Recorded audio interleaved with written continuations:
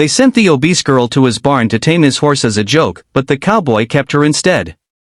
The first time anyone ever underestimated Lila heart, it hurt. The 1000th time, she'd learned to swallow the sting. But nothing prepared her for the day the boys in her small town sent her down a dusty ranch road as a joke, straight to the barn of the most notoriously temperamental horse in 3 counties. They told her the cowboy needed help. They said a big girl like her might finally be worth something. Then they laughed. Lila kept walking anyway. The summer heat pressed against her like a heavy blanket as she neared the Weatherby ranch. The barn was quiet, too quiet except for the thundering kick of hooves against a wooden stall. Dust swirled in beams of sunlight like tiny sparks. Most people in town had heard of the horse Riot, a powerful black stallion known for throwing every rider brave or foolish enough to try him. And most people knew his owner, too, Luke Weatherby, the rugged cowboy who seemed born of leather, dust, and silence. Lila wiped her palms on her jeans. She should leave. The boys were probably still laughing somewhere behind her.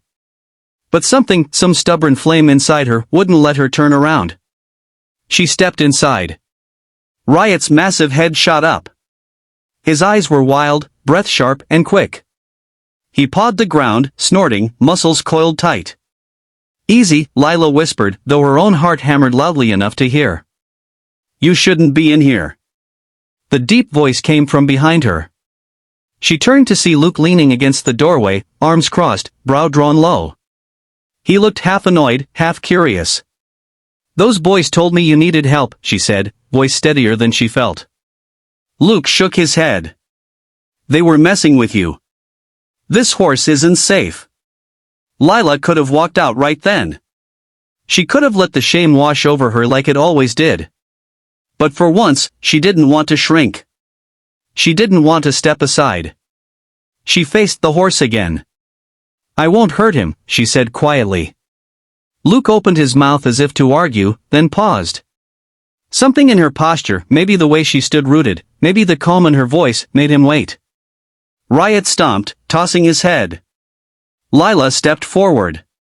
She didn't know much about horses, at least not the way real cowboys did. But she knew what it felt like to be frightened. To lash out because the world laughed before listening. And she knew what it felt like to want desperately someone patient enough to stay anyway.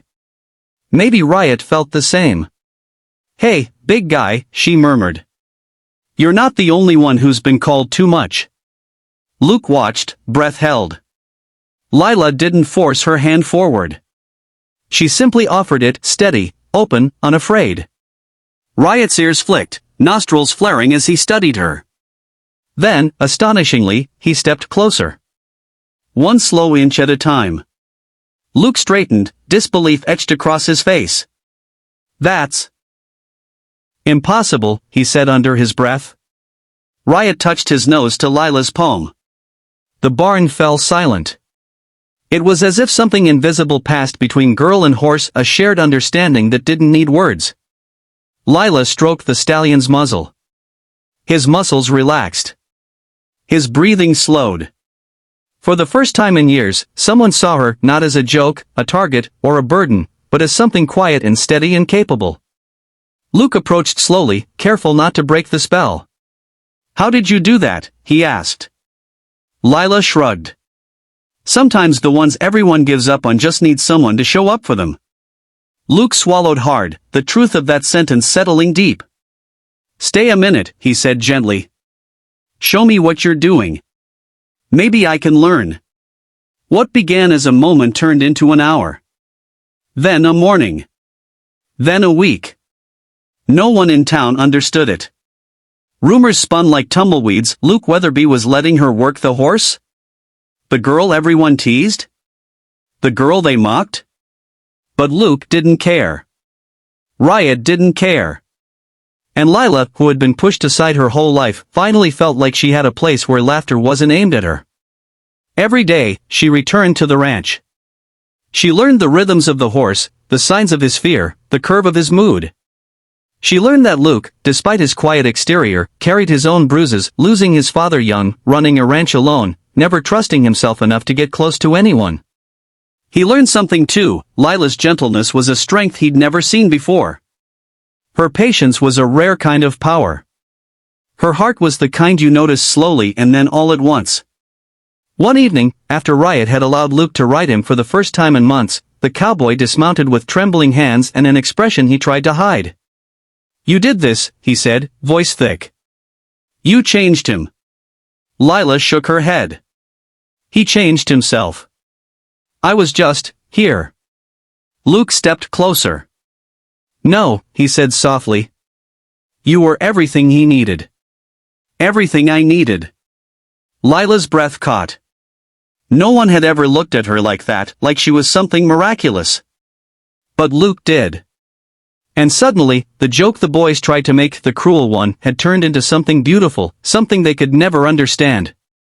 They'd sent her there to be humiliated. Instead, she'd found purpose. Found connection. Found someone who saw her worth before she saw it in herself.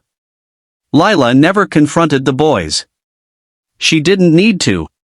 Sometimes the best kind of justice is living a life full of love and meaning while those who try to break you fade into the background.